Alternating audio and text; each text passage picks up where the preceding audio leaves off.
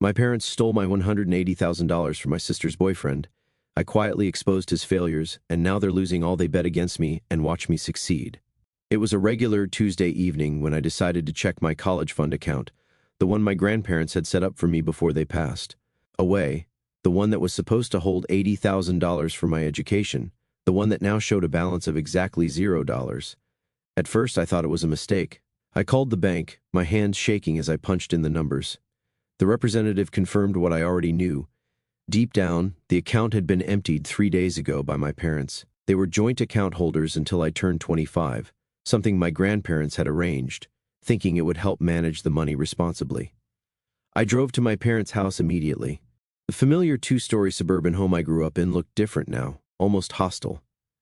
My sister Cecilia's car was in the driveway, along with an unfamiliar red Mustang that I knew belonged to her boyfriend Rory. Of course, he was there.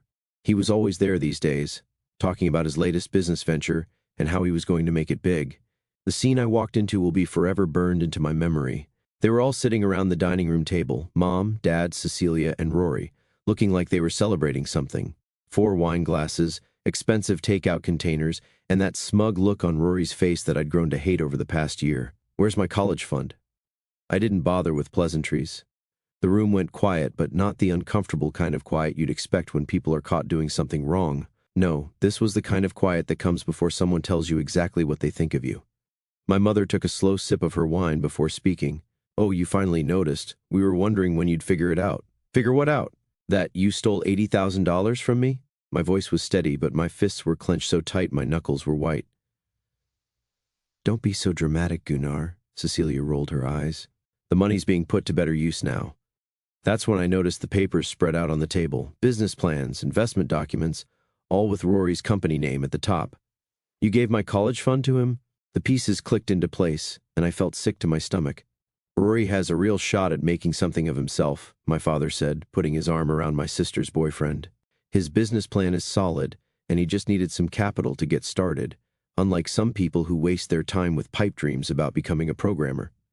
I couldn't believe what I was hearing. That money was from Grandma and Grandpa. They left it for my education. Why waste money on a pathetic nobody? My mother's words cut deep, her voice dripping with disdain. You've been talking about learning to code for what, 2 years now? And what do you have to show for it? A dead-end IT support job and some online courses. At least Rory has a future. My father laughed, raising his glass. He's going places. What's your plan? Sitting in a basement typing on a keyboard all day? Cecilia joined in, her voice high and mocking. Face it, Gunnar. You're a failure. Rory's going to take this money and turn it into something amazing. In a year, this will be the best decision Mom and Dad ever made. I looked at Rory, who was trying to hide his smirk behind his wine glass. This guy, who'd never held down a real job, who jumped from one get-rich-quick scheme to another, who drove a car he couldn't afford and wore watches he bought on credit. This was who they chose over their own son. You're going to regret this, I said quietly, not a threat, just a statement of fact. What are you going to do about it? Rory finally spoke up, his voice confident. Sue your own parents? Go ahead. The money's already been invested. It's gone. We did you a favor, my mother added. Maybe this will finally wake you up to reality. Stop chasing foolish dreams and do something meaningful with your life. I looked at each of their faces, my mother's contempt, my father's dismissal, my sister's mockery, and Rory's smug satisfaction. Something inside me shifted at that moment. A switch flipped. The last thread of family loyalty snapped. Without another word, I turned and walked away. I could hear them laughing behind me, probably congratulating themselves on putting me in my place. They probably expected me to break down, to beg, to create a scene. That's not who I am. I got in my car and drove straight to my apartment. On the way, I made 2 calls. The first was to quit my IT support job. I'd need something with better hours to accommodate what was coming next. The second was to register for a full-time coding boot camp I'd been researching, the one I'd been saving up for, planning to combine with my college fund for a proper education. They thought taking my money would break me. They had no idea what they just created. I'd already taught myself the basics of programming through free online resources and practice. Now, I had nothing left to lose and everything to prove. This isn't going to be a story about a dramatic confrontation or legal battles. I'm not going to waste my energy fighting for money that's already gone. This is going to be a story about patience, determination, and the kind of cold, calculated success that's better than any revenge. They want to laugh at my dreams? Fine. They want to steal my future? Okay. They want to bet everything on Rory's business acumen? Perfect. I opened my laptop and started making plans. I'd give them exactly what they wanted, a front row seat to watch their golden boy succeed. And when everything falls apart, I'll make sure they remember every single laugh, every mocking word, every moment of tonight. Time to get to work. Update 1. It's been 2 years since I walked out of my parents' house, and I haven't said a single word to any of them since. No texts, no calls, nothing. Just complete radio silence. But let me tell you, karma is starting to knock on their door. You remember Rory, my sister Cecilia's boyfriend, the one who was going to revolutionize the local fitness industry with his fancy gym concept? Yeah, that didn't work out so well. Through mutual friends' Instagram stories, I've seen the place. It's practically empty most days. Turns out, people weren't too excited about his premium experience at premium prices in our working-class neighborhood. Who would have thought? But I'm not here to gloat. I'm here to share what I've been up to because something interesting just landed in my lap. These past 2 years haven't been easy. I moved into a tiny studio apartment that barely fit a bed and a desk, lived on ramen, and worked 2 jobs, morning shifts at a warehouse and evening shifts at a convenience store. Every spare minute went into teaching myself to code. YouTube tutorials, free online courses, practice projects, you name it. My laptop was secondhand, but it got the job done. 6 months in, I landed my first freelance gig building websites for local businesses. The pay was awful, but I needed the experience. Every dollar I earned went into a coding boot camp I'd researched extensively. 12 weeks of intense training, networking, and building projects. I barely slept, but I finished top of my class. Here's where it gets good. 3 months ago, I landed a junior developer position at a growing tech startup. The salary isn't huge, but it's more than I've ever made. I'm still living in that same tiny studio, still driving my beat-up Honda. Every extra dollar goes into savings and investments. I learned that lesson the hard way. Never trust anyone else with your money. Last week, I was scrolling through LinkedIn when I noticed something interesting. Rory's been trying to secure funding for his next big venture. He's been messaging every investor and business contact in our area. Apparently, the gym's bleeding money, and he needs a fresh start. But here's the kicker. He's using my parents' house as collateral for loans. My sister moved in with him 6 months ago, and they're all living this fantasy of future success. I've built some solid connections in our local tech scene. Nothing major, just regular networking, helping others with their projects, contributing to the community. People know me as the quiet guy who gets things done, and now those connections are starting to pay off in ways I never expected. Yesterday, I overheard something at a local tech meetup. 2 potential investors were discussing Rory's pitch. They were impressed by his charisma, but wanted to do some due diligence. One of them actually asked me about the local fitness market since I've built websites for a few gyms. I didn't lie, I didn't need to. I just shared the public information about his current gym's performance and mentioned his pattern of jumping from venture to venture. The investors thanked me and left shortly after. This morning, my phone exploded with notifications. My sister had posted a long rant on Facebook about fake friends and betrayal. Apparently, those investors pulled out. Not just them, but 3 other potential partners too. Word travels fast in small business circles. Then came the calls, first from my sister's number, then my mom's, then numbers I didn't recognize. I didn't answer any of them. Instead, I went to the gym, not Rory's, obviously, had a great workout, and treated myself to a decent breakfast. The voicemails they left are interesting. My sister's crying about how they need help, how Rory's stressed and taking it out on everyone. Mom's trying to guilt-trip me about family loyalty. Dad just sounds angry, probably realizing that $80,000 isn't coming back. But here's the thing. I'm not doing anything to them. I'm just focused on my own success, being honest when asked, and letting natural consequences play out. My colleague mentioned there's a senior developer position opening up soon. I've been putting in extra hours, learning new skills, making sure I'm ready when the opportunity comes. I won't lie. Part of me enjoys seeing their carefully constructed house of cards starting to wobble, but I'm not going to push it over. I don't need to. They'll do that themselves. For now, I'm just going to keep building my own future. My savings account is growing, my career is progressing, and I sleep pretty well at night knowing I did it all on my own. No handouts, no support, just pure determination and work. Funny how life works sometimes. They thought they were ruining my future, but they just showed me exactly what I needed to avoid in life. And now, well, Let's just say I'm curious to see what happens next because this story isn't over yet, not by a long shot. Update 2. It's been 3 months since my last update, and holy cow, karma really knows how to deliver. For those who missed the earlier posts, I'm the guy whose parents stole my $80,000 college fund and gave it to my sister Cecilia's boyfriend, Rory, for his amazing business opportunity. Then they told me I was worthless and would never amount to anything.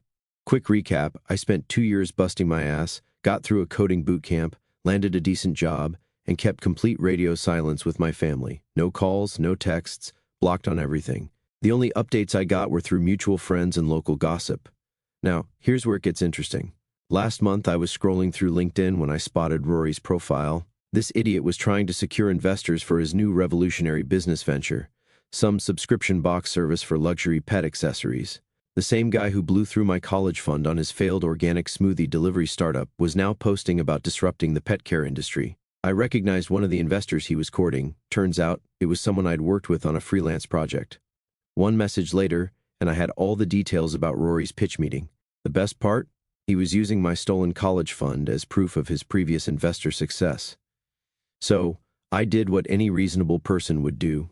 I made some calls, sent some emails, and shared the true story of his previous business ventures with potential investors. Nothing illegal, just honest reviews from previous customers and documentation of his failed startups. Within a week, every investor in our local network knew exactly who they were dealing with. Then my phone started blowing up. First came Cecilia's hysterical voicemail. "How could you do this to us? Rory was about to get funding. We were counting on this money. Mom and Dad are furious." I let it go to voicemail. Then another came, and another. "You piece of..." Rory's voice was shaking. "You ruined everything. I had them ready to invest. I know it was you spreading lies." The next day, I ran into an old high school friend who works at the local bank. Turns out, Rory and Cecilia had been trying to secure a business loan using my parents' house as collateral. That wasn't happening. And then came the explosive family dinner, which I wasn't at but heard all about through my cousin who was there. Apparently, Rory finally admitted he'd blown through not just my college fund, but also the money my parents had invested in his new venture. Cecilia started screaming about how he'd promised they'd be millionaires by now. Mom threw a plate. Dad's precious future son-in-law finally showed his true colors when he started blaming everyone else for his failures. The best part? My parents' friends are starting to ask questions. All those times they bragged about their brilliant future son-in-law and his successful businesses are coming back to haunt them.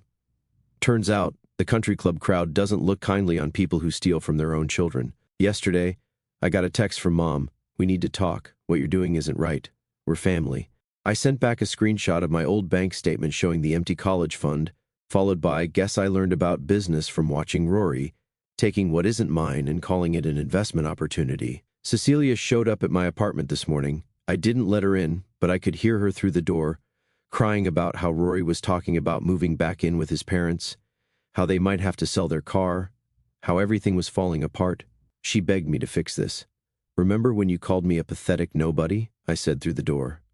Funny how things change. She started screaming that I was destroying her life, that Mom and Dad were right, that I was worthless, jealous, trying to ruin everyone's happiness because I couldn't stand seeing others succeed.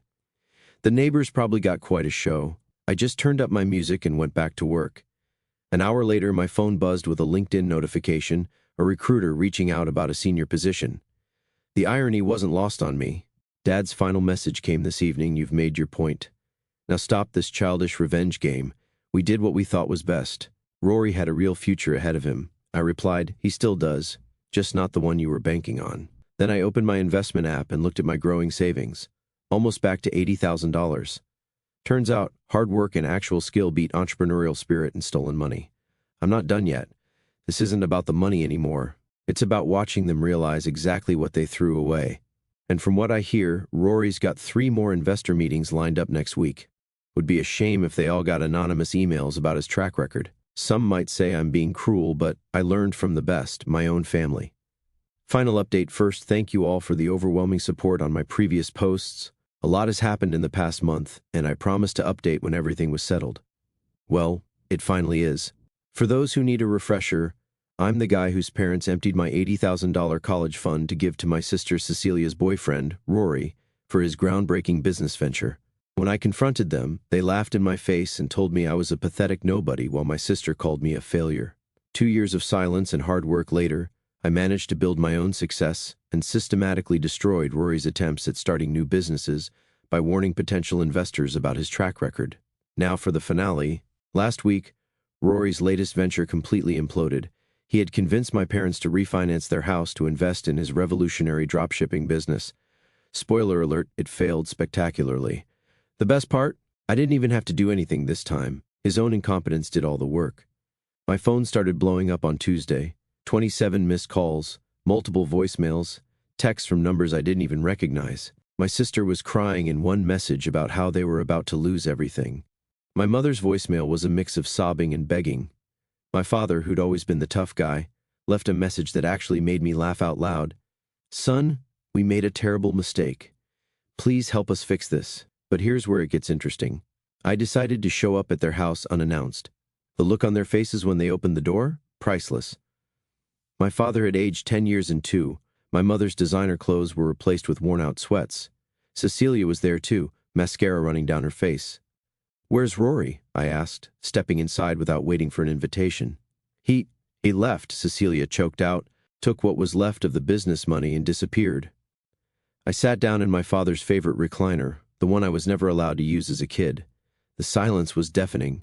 "So," I said, pulling out my phone, "let me get this straight. You refinanced the house you've lived in for 30 years, the house you raised us in, to give money to a guy who couldn't even keep a Target job for more than 3 months? My mother started to speak, but I held up my hand. "No, you don't get to talk right now. 2 years ago, in this very room, you all sat here and laughed at me, called me worthless, said I had no future. Remember that?" "We were wrong," my father muttered, looking at the floor. "We were so wrong." "Wrong doesn't begin to cover it," I said, standing up. "You know what I did after you betrayed me? I worked 3 jobs, lived in a room the size of your closet, taught myself to code, built something real, not some get-rich-quick scheme." Cecilia tried to interrupt, but I wasn't finished. "You want to know how successful your pathetic nobody of a son is now? I just closed on a house. Not just any house. The Colonial on Maple Street, you know, the one you've been dreaming about for the past decade."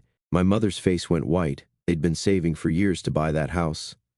"I'm turning it into a rental property," I continued. "Already have tenants lined up. Good, hard-working people who actually deserve a nice place to live." "You can't be serious," my father stammered. "Dead serious."